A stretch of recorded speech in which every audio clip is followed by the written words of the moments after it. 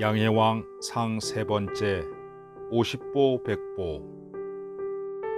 여민 동락하라는 따끔한 충고에 서서히 마음의 문이 열리기 시작한 양해왕은 자신의 상황을 하소연하기 시작합니다. 잘 아실지 모르겠으나 과인은 나라를 다스리는데 온 힘을 다하고 있습니다. 만일 한해 지방이 흉년으로 곡식이 없을 때는 그 땅의 장정을 하동으로 옮겨 생계를 유지하게 하고, 하동 지방의 곡식을 하나에 옮겨 이주할 수 없는 노약자들을 구휼합니다. 마찬가지로 하동의 흉년이 들면 그 백성과 먹을 것을 옮겨 하나의 지방을 구원했던 방식과 똑같이 합니다. 그런데 이웃 나라를 살펴보니 흉년을 당하더라도 과인이 나라에 마음 쓰는 것과 같이 특별한 구제책을 실시하는 자가 없으니 마땅히 백성들이 그 나라를 버리고 내게로 돌아와야 할 것입니다. 그런데도 이웃 나라의 백성은 더 적어지지 아니하고 과인의 백성이 더 많아지지 아니하니 도대체 무슨 까닭입니까? 백성을 위해 최선을 다하고 있는데 상황이 나아지지 않는다고 호소하는 왕에게 맹자는 냉정하게 답합니다. 여기서 그 유명한 50보 백보 이야기가 나옵니다. 왕께서 본래 전쟁을 좋아하시니 청컨대 전쟁으로 비유하여 말씀드리겠습니다. 둥둥 북을 울리며 공격 명령을 내리면 양편의 군사들이 칼과 병기를 들고 서로 맞붙으며 전투가 시작됩니다. 그때 패한 자가 갑옷을 버리고 병기를 끌면서 달아나는데 100보를 달아난 뒤에 그친 자가 있으며 50보를 달아난 뒤에 그친 자도 있습니다.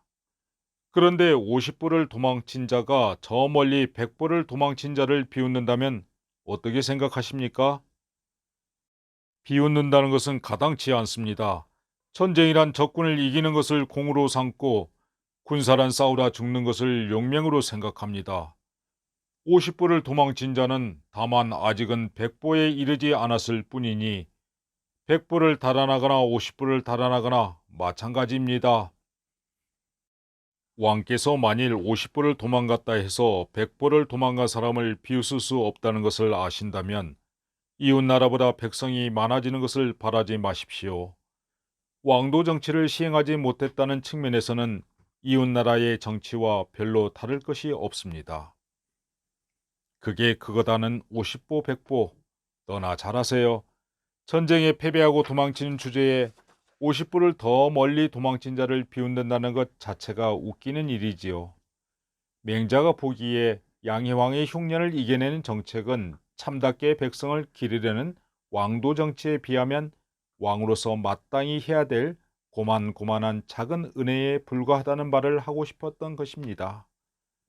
이어 맹자는 왕도 정치를 향한 자신의 청사진을 제시합니다. 농사철에 백성들이 농사에만 몰두할 수 있도록 한다면 곡식이 넉넉하고 풍년이 들어 이루 다 먹지 못할 것입니다. 웅덩이와 연못은 물고기나 자라가 모여 사는 곳인데 작은 고기를 잡기 위한 촘촘히 짜인 그물망을 사용하지 못하도록 한다면 물고기와 자라를 이루 다 먹을 수 없을 것입니다. 산림은 제목이 나는 곳인데 낙엽이 질 때를 기다려 도끼로 베도록 한다면 나무가 번성하여 제목을 이루다 쓰지 못할 것입니다. 곡식과 물고기와 자라를 이루다 먹지 못하고 제목을 이루다 쓰지 못하면 이것은 백성으로 하여금 산자를 기르고 죽은 자를 장래에 지내매 그 마음을 유감없이 다할 수 있도록 하는 것입니다. 백성의 일에서 산자를 기르고 죽은 자를 보내는 것보다 중요한 것이 없으니 모두들 여한이 없도록 한다면 그게 바로 왕도의 시작이 아니겠습니까? 거침없이 쏟아지는 맹자의 말에는 언제나 조리가 있습니다. 당시 국가의 기간 산업이었던 농업은 물론이고 어업, 산림업까지 포함된 모든 분야에서 백성들의 입장을 생각하게 만듭니다. 전쟁이나 토목공사에 백성을 강제 동원시킬 때 농사철을 피하거나 만물이 충분히 성장할 수 있도록 시간을 두고 지켜보려는 것이지요. 그 결과물은 모두 백성들의 물질적 풍요로움과 정신적 여유로움으로 귀결됩니다. 산자를 봉양하고 죽은 자를 보내는데 물질적 여유가 있으므로 마음에 여한이 없도록 하는 것이고, 이를 왕도 정치의 출발로 삼는 것입니다. 무엇보다 먼저 민심을 얻는 데서 정치의 의미를 찾고 있는 것이지요. 이어 맹자는 장기적 안목에서 보완책을 말합니다. 좀 더 자세히 말씀 올리겠습니다. 농부들마다 밭 5일항이 달린 집을 주어서 담 아래에 뽕나무를 심도록 한다면 비단이 아니면 따뜻할 줄 모르는 나이 50줄의 사람들이 비단 옷을 입어 따뜻하게 될 것입니다. 닭과 돼지와 개를 기르는데 그 새끼 치는 때를 놓치지 아니하면 나이 70이 되어 고기가 아니면 배부를 수 없는 사람이 고기를 먹어 배부를 것입니다. 또한 한 농부에게 100묘의 밭을 주고서 김매고 거두는 시기를 간섭하지 않는다면 일정한 곡물의 소출이 있어서 두어 식구의 집이 굶주리지 않을 것입니다. 이것이 다 백성을 길러주는 방도입니다. 그리고 백성을 기르는 도가 이미 이루어지면 가르쳐서 교화하는 데 힘써야 할 것이니, 시골 학교인 상과 설을 둔 것은 가르쳐 교화시키기 위한 것입니다.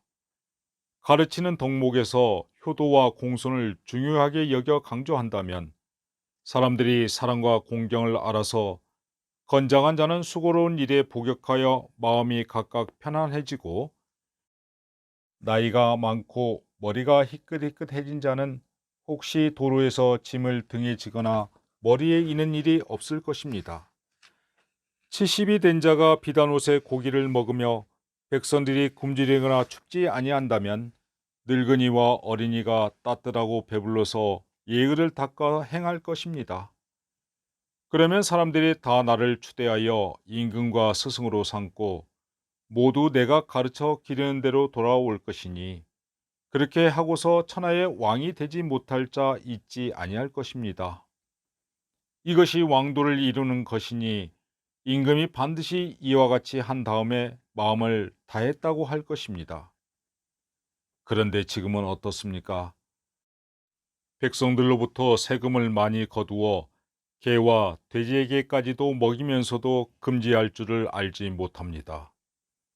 도로에 굶주려 죽은 송장이 있는데도 창고에 곡식을 내어 구제하여 건질 줄을 모릅니다. 또 백성들의 죽음을 구원하지 않아 죽어가는 백성들이 많아지면 왕인 내가 마음을 쓰지 않아 그런 것이 아니라 흉년이 든 까닭이라고 변명하기 일쑤입니다. 이것은 무기로 사람을 찔러 죽이고 내가 죽인 것이 아니라 흉기가 죽인 것이라는 것과 무엇이 다르겠습니까? 흉년이 정치를 잘못한 자의 죄를 대신할 수 있겠습니까? 왕께서는 진실로 백성들의 삶을 안타깝게 생각하여 자신에게 문제의 원인을 돌이키고 흉년 탓을 하지 마십시오. 왕도의 처음과 끝을 힘써 행하셔서 오늘날 패단이 있는 정치를 통쾌하게 개혁해서 그 마음을 다하시면 천하의 백성이 모두 왕의 교화를 바라고 돌아올 것입니다. 어찌 다만 백성이 이웃나라보다 더 많아질 뿐이겠습니까? 맹자의 시대는 왕이 없는, 아니 이것저것 왕들은 있지만 힘을 앞세며 권력의 크기만을 계산하던 시대였습니다.